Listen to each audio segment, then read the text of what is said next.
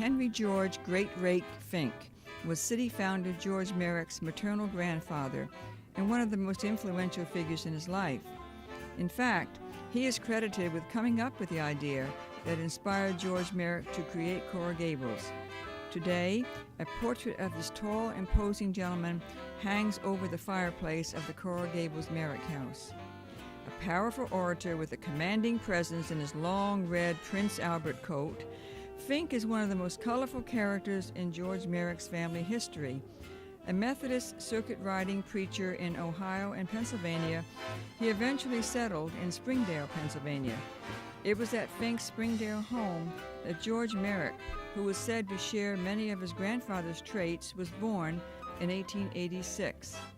Among his many enterprises, Fink was the proprietor of a medicinal liniment known as Fink's Magic Oil.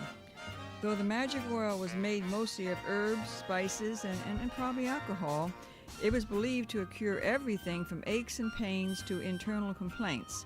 It received a U.S. patent in 1872 and is said to have been very popular in its day.